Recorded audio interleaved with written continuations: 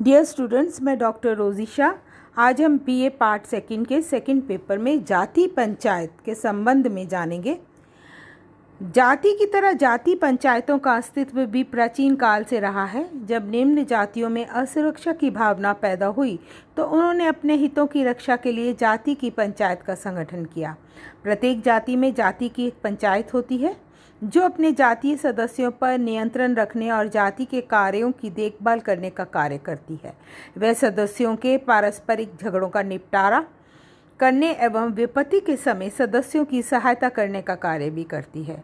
गांव में जाति पंचायतें अधिक शक्तिशाली हैं क्योंकि वहां अधिकांश लोग अशिक्षित, परंपरावादी और कानूनी प्रक्रिया से अनभिज्ञ हैं।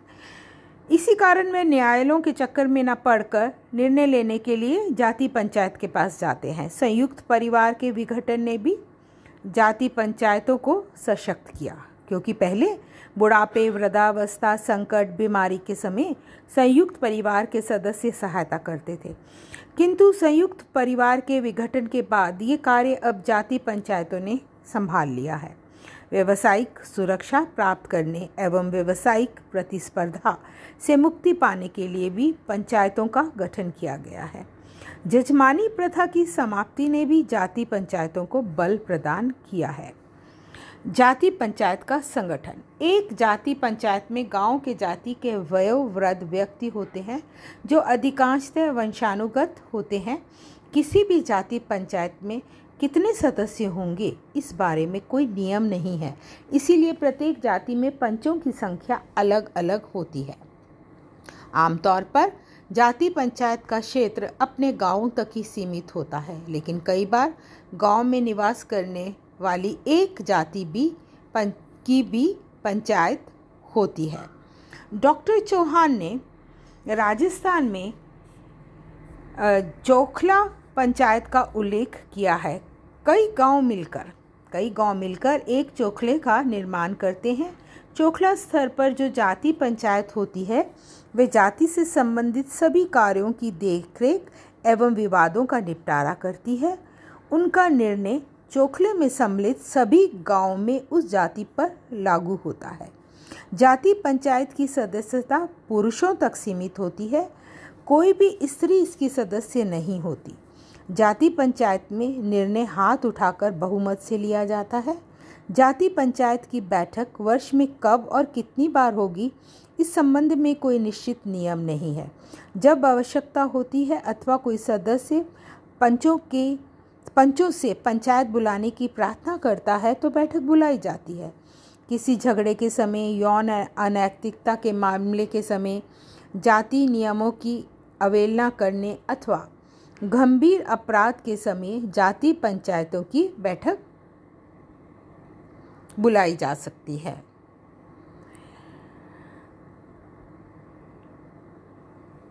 इस संदर्भ में एक बात उल्लेखनीय है कि उच्च जातियों में जाति पंचायतें नहीं पाई जाती।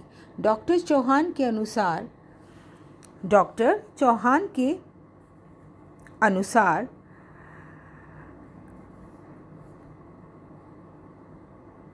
सामान्यतः ग्रामीण क्षेत्रों में ऊंचे वर्ण व जाति में जाति पंचायतें नहीं होती। वे इस संस्था को निम्न समूह की संस्था कहते हैं।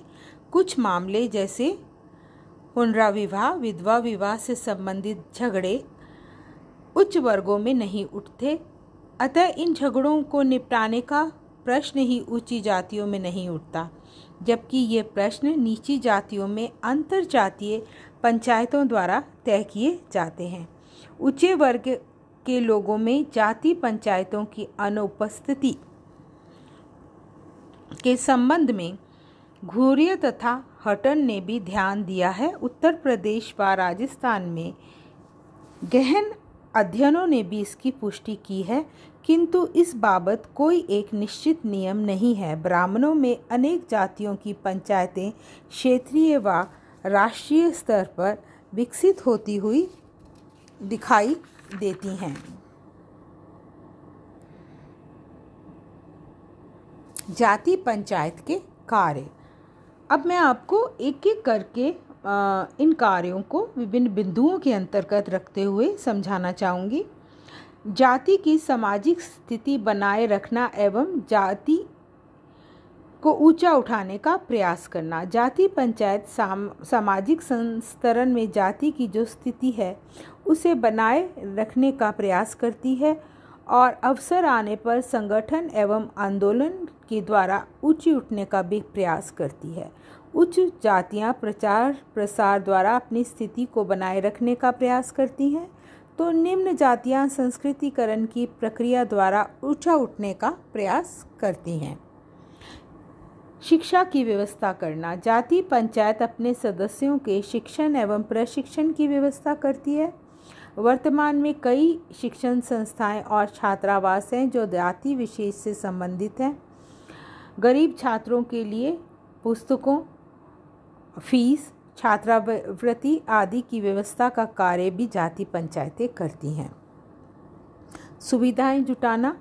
जाति पंचायतें अपने सदस्यों के लिए अनेक सुविधाएं भी जुटाती हैं। चुनावों में जाति के व्यक्ति को खड़ा करना एवं उसे वोट दिलाना, उसके लिए वोट मांगना, व्यापार और नौकरी आदि में भी अपनी जाति के लोगों को प्राथमिकता देना तथा विभिन्न प्रकार की सुविधाएं उन्हें प्रदान करने का कार्य जाति पंचायतें करती हैं। चिकित्सा सुविधा। जाति पंचायतें अपनी जाति के सदस्यों के लिए निःशुल्क चिकित्सा और दवाओं की भी व्यवस्था करती है। विवाह साथी के चुनाव में सहायता। जाति पंचायतें अपने सदस्यों के लिए योग्य वर एवं वधू ढूंढने में सहायता करती हैं। ये निर्धन लोगों को विवाह के समय आर्थिक सहायता भी प्रदान करती हैं। सामाजिक सुरक्षा प्रदान करना। बीमारी, बुढ़ापा, प्राकृतिक विपदा, निर्धनता, बेकारी और संकट के समय जाति पंचायतें अपने सदस्यों की आर्थिक सहायता करती हैं। विधवा आश्रम, अनाथ आश्रम आदि की व्यवस्था भी जाति पंचायतें करती हैं। यहाँ तक कि जब किसी परिवार में कोई सदस्य नहीं होता है तो उसकी दाह क्रिया भी जाति पंचायत कर देती है। विवादों का निपटारा। यहाँ पर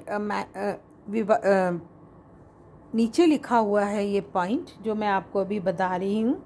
विवादों का निपटारा। जाति पंचायत जाति सदस्यों के बीच होने वाले झगड़ों का निपटारा भी करती है। उत्तराधिकार, स्त्री को भगा ले जाने, लड़की को ससुराल ना भेजने, जाति नियमों का उल्लंघन करने, यौन अपराध, उधार ना लौटाने, गाय, मोर, कबूतर आदि को मारने से संबंधित मामलों का निपटारा जाति पंचायत द्वारा किया जाता है। सामाजिक सुरक्षा प्रदान करना। बीमारी, बुढ़ापा, प्राकृतिक विपदा, निर्धनता, बेकारी, संकट के समय जाति पंचायत आर्थिक सहायता प्रदान करती है, जैसा कि मैंने आपको ये पॉइंट पहले भी बताया है। नियंत्रण रखना। जाति पंचायत विवाह, खान पान, अन्य जातियों से संबंध आदि के बारे में नियम निर्धारित कर सदस्यों के व्यवहारों पर नियंत्रित रखती है और जाति नियमों का उल्लंघन करने वाले को दंड देती है। जाति पंचायत की दंड व्यवस्था। जाति पंचायत न्याय एवं दंड का कार्य भी करती है। सदस्यों के द्वारा किए गए अपराध का निर्धारण, वर्गीकरण करती है। वही अपराधी व क्षतिग्रस्त व्यक्ति दोनों का विवाद सुनती है और दंड का निर्धारण करती है। जाति पंचायत जिन विवादों के बारे में न्याय करती है उनमें से प्रमुख हैं ब्राह्मण का अपमान करना, स्त्री को त्याग देना, उसके साथ मारपीट करना अथवा उसका भरण पोषण ना करना, उधार ना लौटाना, जाति व्यवसायों के नियमों का उल्लंघन करना, जाति सदस्यों का अपमान करना, व्यभिचार, गो हत्या करना, जाति के खान पान के नियमों का उल्लंघन करना इत्यादि। जाति पंचायत की कार्य प्रणाली अनौपचारिक, अलिखित होती है। जिस व्यक्ति को न्याय प्राप्त करना होता है वह जाति पंचों के सम्मुख अपना पक्ष रखता है और जाति की बैठक बुलाने का प्रस्ताव रखता है। यदि पंच उसे स्वीकार कर लेते हैं तो जाति पंचायत की बैठक बुलाई जाती है। उसमें वादी और प्रतिवादी दोनों पक्षों को सुनकर अपराध का निर्धारण किया जाता है। अपराध निर्धारण में गवाह को भी सुना जाता है। सच्चाई ज्ञात करने के लिए देवी देवताओं की सौगंध दिलाई जाती है अथवा गंगा जली उठाने या मंदिर के किवाड़ खोलने को कहा जाता है।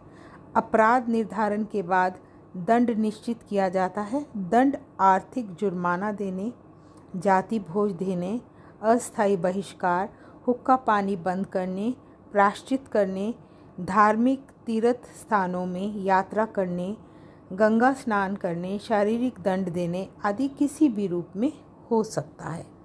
जाति पंचायतों का विघटन। वर्तमान में गांव में जाति पंचायतें विघटित हो रही हैं और उसका प्रभाव क्षीण होता दिखाई देता है, क्योंकि जिन उद्देश्यों को लेकर जाति पंचायतों का गठन किया गया था वे उद्देश्य अब दूसरी संस्थाओं द्वारा पूरे किए जाने लगे हैं।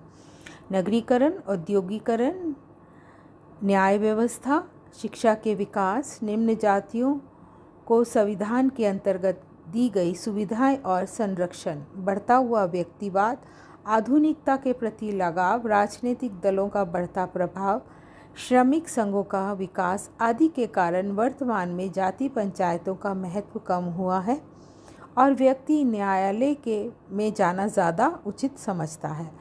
अब जाति पंचायत के आदेशों व निर्णयों की अवहेलना होने लगी है। सरकारी न्यायालयों में दंड पाने के भय से जाति पंचायत के पंच भी अपने परंपरागत कार्यों से विमुख हो गए हैं। Thank you.